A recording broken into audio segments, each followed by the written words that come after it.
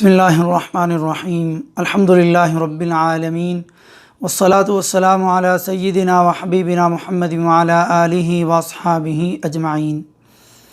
आज हम नकदी करेंसी सोना चांदी का निसाब कितना है और उसकी ज़कात कितनी अदा करनी है, इस बारे में बात करेंगे। जैसा कि हम पिछले अपने लेक्चर्स में ज़िक्र कर चुके हैं कि ज़कात का माना नशो नमा, बढ़ोतरी, पाकी, ज़्यादा होना है। तो ज़कात को ज़कात इसलिए भी कहा जाता है कि इसमें गरीबों मस्कीनों की नशोनुमा होती है और उनको तरक्की मिलती है। नकदी और करेंसी के हवाले से देखा जाए तो रसूलुल्लाह सल्लल्लाहु अलैहि व आलिहि वसल्लम के दौर मुबारक में सोना और चांदी या उनके सिक्के बकौर नकदी इस्तेमाल होते थे। उलमाए उम्मत का इजमा है कि करेंसी को उन्हीं पर क़यास किया जाएगा। मगरबी इस्तेमार के गलबे के बाद दुनिया में कागज़ की करेंसी राइज हुई। हर मुल्क ऐसी करेंसी सोने या चांदी की बुनियाद पर जारी करता था। फिर कुछ अरसे बाद ये बुनियाद ख़त्म हो गई। अब करेंसी की बुनियाद ना सोने पे है ना चांदी पे। तो अब लोगों के पास मौजूदा करेंसी पर ज़कात का निसाब क्या होगा? बाज़ उलमा इसे सोने पर और बाज़ चांदी पर क़यास करने के कायल हैं। रसूलुल्लाह सल्लल्लाहु अलैहि व आलिहि वसल्लम के दौर में सोने और चांदी की मालियत और कीमत निसाब के एतबार से बराबर थी। फिर बाद में चांदी अपनी कीमत बरकरार न रख सकी और दूसरी तरफ सोने की कीमत में भी गैर मुतनासिब तरीके से ज़्यादती हुई। इमाम मुस्लिम रहमहुल्लाह ने अपनी किताब सही मुस्लिम में सेहत के आला तरीन म्यार पर अहादीस तरतीब दी हैं। उन्होंने पहले चांदी का, फिर ऊँटों का, फिर अजनास खुर्दनी और फिर खुश फलों का और फिर मवेशी और दीगर अशिया और फिर सोने की ज़कात का निसाब ज़िक्र किया, क्योंकि उसकी दलील कि ये कुव्वतन निस्बतन कम है। फिर उन चीज़ों का ज़िक्र किया जिन पर ज़कात फ़र्ज़ की गई। इसलिए इमाम मुस्लिम रहमहुल्लाह ने पहले चांदी का निसाब ज़िक्र करने से करेंसी का निसाब चांदी पर बनाना, यानी जो कम कीमत है ज़्यादा बेहतर मालूम होता है, उस पर उन्होंने बुनियाद रखी। यही उनके इस बाब से मालूम होता है। बाकी आगे बात आएगी। अब इस निसाब की जमा तफरीक कर लें और दलील देख लें। सिल्वर यानी चांदी का निसाब सही बुखारी की 1447 नंबर हदीस और सही मुस्लिम की 2263 नंबर हदीस, 5 औकिया चांदी से कम ज़कात नहीं। 1 औकिया 40 दिरहम का होता है और 5 औकिया 200 दिरहम के, जो 40 को 5 से ज़रब देने से बनते हैं, और 1 दिरहम 2.975 ग्राम का होता है। अब 200 दिरहम को 1 दिरहम 2.975 से ज़रब देंगे तो ये 595 ग्राम चांदी का निसाब बनेगा। गोल्ड यानी सोने का निसाब इब्ने माजा की 1791 नंबर हसन दर्जे की हदीस है और सुनन दारमी की 1963 नंबर हदीस है, जिसमें सोने का निसाब 20 दिनार या 20 मिस्काल मिन अज़्ज़हब।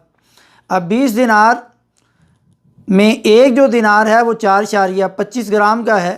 20 को अगर आप 4.25 से ज़रब देंगे तो ये 85 ग्राम सोने का निसाब बनेगा। और यही निसाब सफ़ेद सोने का है, वाइट गोल्ड का, क्योंकि वाइट गोल्ड इसी गोल्ड के निसाब के बराबर है, यानी 85 ग्राम। ख़ुलासा क्या है? सोने का निसाब 85 ग्राम और वो खालिस सोना खोट के बग़ैर, और चांदी का निसाब 595 ग्राम खालिस चांदी खोट के बग़ैर। इनको ग्रामों में याद रखें जो हर जगह राइज हैं। ये 2 चीज़ों का हमने ज़िक्र किया। तीसरी चीज़ करेंसी का निसाब क्या है? कागज़ी करेंसी, नकदी जिस मुल्क की हो उस मुल्क की करेंसी के हिसाब से 595 ग्राम चांदी जितने पैसों से आ जाए तो उतने पैसे या रुपए या डॉलर या रियाल उस करेंसी का निसाब होंगे। अब करेंसी का निसाब राजे कौल के मुताबिक और मजमा अल फ़िक़ही जो राब्ता आलम इस्लामी के तहत है और सऊदी उलमा की कमेटी के फ़तवे और लजना दायमा कमेटी के फ़तवे और अल्लामा इब्न बाज़ रहमहुल्लाह के फ़तवे और भी बहुत से उलमा के फ़तवे के मुताबिक जो इनमें सोने चांदी की कम कीमत हो उसके हिसाब से करेंसी का निसाब बनाया जाएगा। और करेंसी का निसाब 595 ग्राम चांदी होगी, यानी आजकल जो 50,000 रुपये पाकिस्तानी रुपए बनते हैं, यानी 50,000 रुपये ऊपर नीचे कुछ हो सकता है। इतने पैसों से आप 595 ग्राम चांदी का रेट پتہ کر کے اپنی کرنسی کا نصاب مقرر کریں گے، کیونکہ کم قیمت چاندی کی کرنسی کا نصاب مقرر کرنے میں غرباء کا بھی فائدہ ہے اور مالدار زیادہ ہوں گے جو اپنی زکوٰۃ ادا کرنے والے ہوں گے، تو ان کا بھی فائدہ ہوگا، کیونکہ زیادہ لوگ اللہ کی اس مالی عبادت کا فریضہ سر انجام دے کر سرخرو ہوں گے اور وہ اللہ کے ہاں اجر پائیں گے، اور غرباء کی دعائیں بھی ان کا مقدر بنیں گی، اور مسلمان مالدار بخیل اور کنجوس نہیں ہوگا، اور ہمارے دین میں فضول خرچی کی بھی اجازت نہیں اور کنجوسی بھی جائز نہیں، لہذا میانہ روی ہر معاملے میں کی جائے۔ نصاب معلوم ہونے کے بعد اب زکوٰۃ کیسے نکالیں؟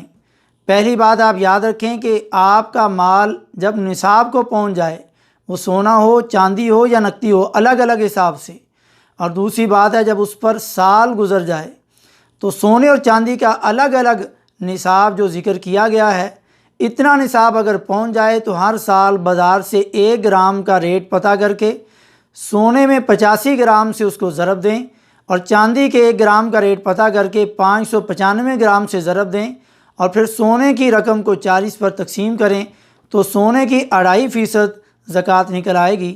اسی طرح چاندی کی رقم کو 40 پر تقسیم کریں گے تو چاندی کی 2.5% زکوٰۃ نکل آئے گی۔ آپ کے پاس جو کرنسی ہے اور جتنی بھی زیادہ رقم ہے آپ اس کو 40 پر تقسیم کر لیں، آپ کی زکوٰۃ 2.5% کے حساب سے یعنی 40واں حصہ نکل آئے گی۔ جیسے اگر 100 روپے ہو، آپ اس کو 40 پر تقسیم کریں تو 100 کا 40واں حصہ بنے گا 2.5 روپے۔ اگر آپ 1000 روپے کو 40 پر تقسیم کریں گے تو اس کا 40واں حصہ یعنی 2.5% بنے گا 25 روپے۔ اگر آپ 1 لاکھ کو 40 پر تقسیم کریں گے تو اس کا 40واں حصہ 2.5% بنے گا 2500 روپے۔ اس حساب سے آپ اپنی مطلوبہ رقم کو 40 پر تقسیم کر کے اپنی زکوٰۃ نکال سکتے ہیں۔